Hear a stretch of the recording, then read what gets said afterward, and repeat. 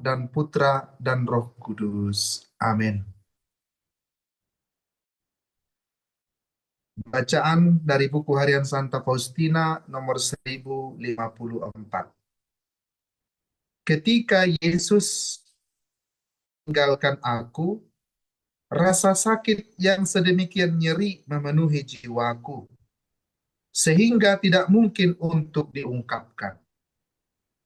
Kekuatan fisikku serasa musnah, maka dengan cepat aku meninggalkan kapel dan pergi tidur. Aku tidak tahu apa yang terjadi di sekitarku. Jiwaku dipenuhi dengan kerinduan akan Tuhan, dan semua kepahitan hati ilahinya ditumpahkan kepadaku. Ini berlangsung sekitar 3 jam. Aku memohon kepada Tuhan untuk melindungi aku dari tatapan mata orang-orang yang ada di sekitarku. Meskipun aku ingin makan, aku tidak mampu menelan makanan apapun sepanjang seluruh hari, dari pagi sampai petang. Aku sungguh ingin meluangkan waktu semalam suntuk bersama Yesus di sel penjara yang gelap. Aku berdoa sampai pukul 11. Pada pukul 11, Tuhan berkata kepadaku, "Berbaringlah dan beristirahatlah.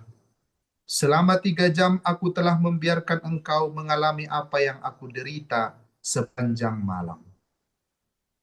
Dan aku langsung pergi tidur. Tidak ada kekuatan fisikku yang masih tinggal. Penderitaan telah merenggut kekuatanku sama sekali. Sepanjang seluruh waktu itu, aku seolah-olah pingsan. Setiap denyut jantung Yesus berdenyut di dalam jantungku dan menembus jiwaku. Kalau siksaan-siksaan ini hanya terjadi pada diriku, aku pasti tidak terlalu menderita.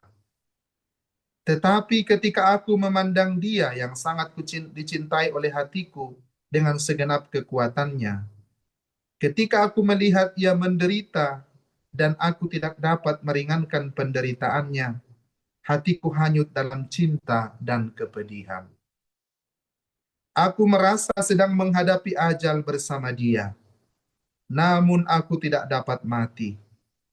Meskipun demikian, aku tidak akan mau menukar kemartiran ini dengan segala kenikmatan di seluruh dunia. Sementara aku meniti penderitaan ini, cintaku bertumbuh dengan tiada taranya.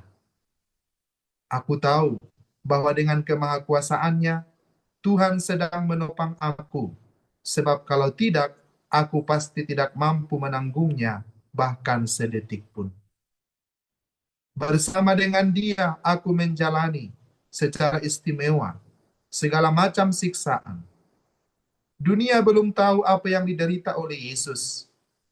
Aku mendampingi Dia ke Taman Getsemani. Aku tinggal bersamanya di dalam penjara. Aku pergi bersamanya menghadapi para hakim. Bersama Dia aku mengalami setiap siksaan. Tidak satu pun dari gerak-gerik ataupun pandangannya lolos dari perhatianku.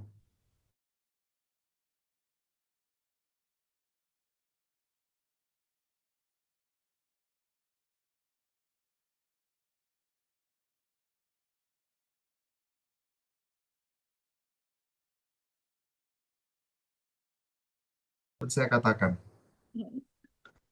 saudara-saudaraku yang terkasih, ada 2 jenis stigmata yang dialami oleh para kudus.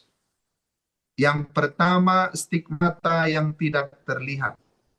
Dan yang kedua adalah stigmata yang dapat dilihat. Dalam sejarah iman Katolik, stigmata yang dapat terlihat pertama sekali diterima oleh Bapa kita Santo Fransiskus dari Assisi.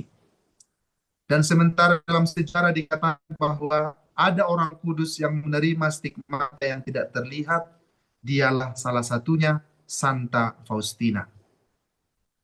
Stigmata yang tidak terlihat adalah luka-luka Yesus yang dialami oleh Santa Faustina secara mengagumkan tetapi juga menyakitkan baik secara fisik maupun rohani kepadanya. Stigmata secara umum dikenal sebagai tanda luka yang menyerupai luka yang dialami oleh Kristus saat dia disalibkan. Stigmata dialami tanpa tanda luka yang terlihat, apabila itu disebut sebagai invisible stigmata. Dan hal ini dialami oleh Santa Faustina sebagai tanda persatuannya dengan Kristus.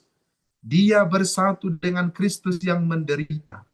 Dan dikisahkan dalam buku catatan hariannya ini, Santa Faustina dalam doanya, dalam kontemplasinya, mengikuti Yesus dari Taman Getsemani, dari tempat penjara di mana Yesus mengalami siksaan. Sepanjang perjalanan Yesus dalam penderitaannya diikuti oleh Santa Faustina. Stigmata adalah tanda persatuan orang-orang kudus dengan Kristus. Walaupun tidak dilihat oleh mata, tetapi secara batin Santa Faustina begitu menderita dalam menerima stigmata itu. Penderitaan yang dialami oleh Santa Faustina semakin ditambah lagi karena dia melihat penderitaan Yesus sendiri dan dia tidak mampu berbuat apa-apa selain merasakan kepedihan yang mendalam. Stigmata yang diimani oleh dalam gereja Katolik adalah stigmata yang perlu kita lihat secara dengan kacamata iman. Dan orang Katolik dari otoritas magisterium gereja Katolik harus sungguh-sungguh berhati-hati untuk menentukan apakah stigmata itu berasal dari Tuhan. Stigmata tersebut bukanlah hasil penyakit atau kondisi psikologis, dan juga perlu dicari bukti-bukti adikotrati untuk mengukuhkan apakah stigmata itu tersebut sungguh berasal dari Tuhan dan merupakan tanda dari Tuhan. Dalam penelitian tentang buku harian Santa Faustina dan bagaimana Santa Faustina diterima sebagai seorang beata dan kemudian menjadi santa di tahun 2000, dengan demikian kehidupan Santa Faustina sungguh diwarnai oleh kekudusan dan gereja Katolik mengakui kekudusannya. Santo Fransiskus dari Assisi menerima stigmata yang kelihatan, sementara Santa Faustina menerima stigmata yang tidak kelihatan. Kedua orang kudus ini adalah orang-orang yang sederhana, orang-orang yang tidak berpendidikan tinggi, tetapi itulah yang dipilih oleh Tuhan untuk menunjukkan tanda cintanya kepada dunia. Sama seperti dikatakan oleh Bunda Maria dalam Kidung Maria, dia meninggikan orang-orang yang rendah hatinya dan menurunkan orang yang berkuasa dari tahta. Tuhan mencintai orang-orang yang rendah hati. Tuhan mencintai orang-orang yang mau berserah diri kepada Tuhan. Saudara-saudariku yang terkasih, stigmata adalah tanda persatuan orang-orang kudus itu dengan Tuhan. Kita sebagai orang-orang Katolik, sebagai para devosan kerahiman ilahi, sebagai murid-murid kerahiman ilahi, sebagai pendoa, sebagai orang-orang yang percaya kepada Yesus, kita memang belum menerima tanda-tanda luka Yesus. Tetapi kita telah menerima mungkin banyak penderitaan-penderitaan fisik dan rohani dalam hidup kita. Apabila itu kita satukan dengan penderitaan Yesus, maka derita kita itu bermakna rohani bagi kita.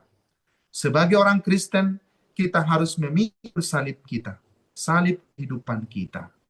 Menerima segala derita dalam hidup kita sebagai jalan Tuhan untuk memurnikan iman kita dan memperdalam kasih kita. Kita tidak harus mencari-cari seperti apa yang diterima oleh Santa Faustina dan Santo Fransiskus dari Assisi. Tetapi dengan menyerahkan hidup kita sepenuhnya kepada Tuhan, dengan segala perjuangan kita, perjuangan batin, perjuangan rohani, perjuangan iman kita kepada Tuhan, kita mempersatukan diri kita dengan penderitaan Yesus. Sebentar lagi kita akan memasuki jam kerahiman yang agung, menyerahkan diri kita kepada Tuhan. Hidup kita, luka-luka pribadi kita, perjuangan kita, mungkin sakit hati kita, dendam, penderitaan kita, dalam hidup berkeluarga, dalam hidup sebagai seorang ibu rumah tangga, sebagai seorang ayah rumah tangga, perjuangan kita, mari kita satukan dengan Yesus Kristus yang menderita di kayu salib. Semoga doa-doa Santa Faustina menyertai kita, yang menerima stigmata yang tidak kelihatan, dan juga doa-doa Santo Fransiskus dari Assisi menyertai kita, sehingga perjuangan kita di dunia ini bermakna dengan salib Yesus. Mari kita masuk jam kerahiman, kita mohon doa-doa Santa Faustina dan Santo Fransiskus dari Assisi, agar kita mampu merenungkan sengsara Tuhan pada sore hari ini, dan juga menyerahkan salib-salib kita kepada Yesus yang menderita di salib. Kita masuk dalam hening, kita buka hati kita, hati kita kepada Tuhan.